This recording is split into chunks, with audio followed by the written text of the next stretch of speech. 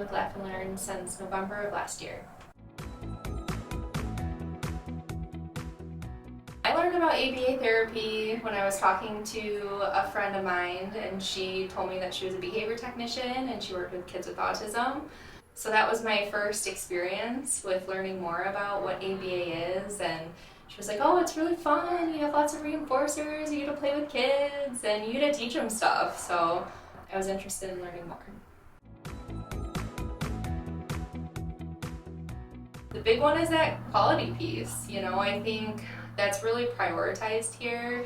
Having a clinical director within a setting where you have your BCBAs and then you have your technicians and then you have all your clients, I think that really sets you up for success because it provides extra support on all levels. I'm here, I'm eyes on with my clinicians, so I oversee a lot of what they're doing with their clients, and I can help them if they have any questions in the moment, or a client's engaging in a maladaptive behavior and maybe the function isn't super clear, so I can start observing with them and take data. So I think that quality piece, being able to do 20% supervision and having that smaller caseload and encouraging the parent involvement, also giving back to our parents. I think the Parents Night Out event and other ways that we're involved within our community just really helps support our families, and I think day in and day out for them and the struggles that they go through. So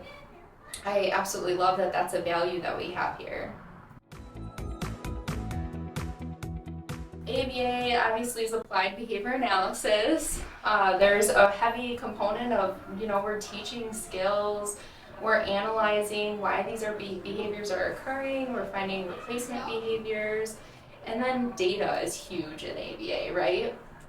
So yes, we're making these changes, but we're also being pretty objective of looking at the data and being like, oh, are we really seeing behavior change?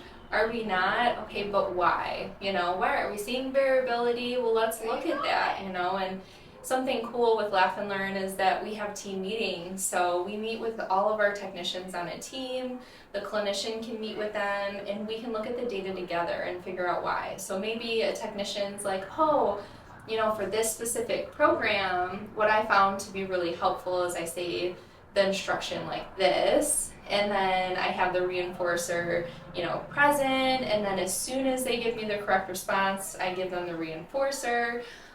So we can just kind of look at some of those little details of what works for one technician.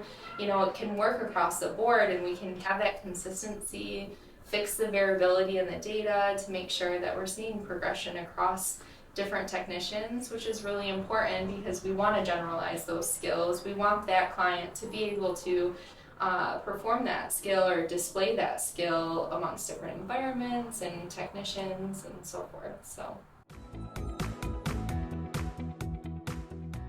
it's just impacting not only our clients' lives, but their families' lives. I think working with kids, with autism, and they might not have the ability to communicate, and being able to teach those skills and teach those, those pivoting points of how many other skills they can develop by just teaching them the communication or teaching them those replacement skills, and then reinforcing them and seeing that difference. I love working with the families and seeing the progress and hearing their success stories too.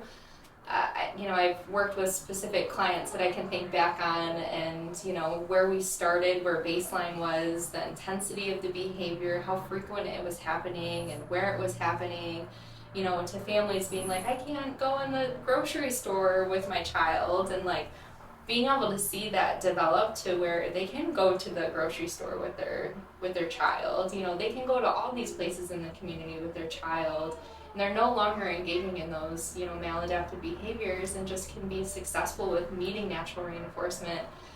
I think just being in this field, it's those small successes that I try to concentrate on because it keeps me motivated, but it's also those really big moments where you're like, wow, and just reflect on all that change and how beneficial it is for the client and the family and their lives together.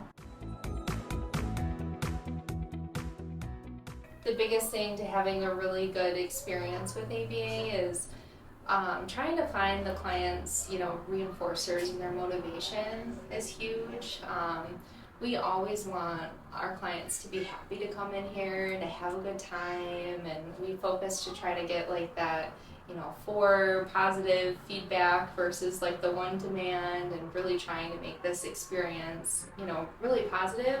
But to do that, you need to know what the child likes and their interests, and that they have enough interests to where they're not getting satiated. Another huge component is, can we collaborate with the school?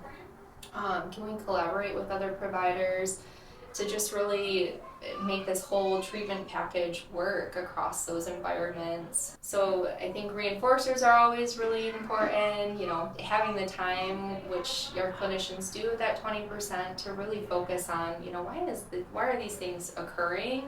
What are the deficits that we're seeing here? And then what is our plan moving forward?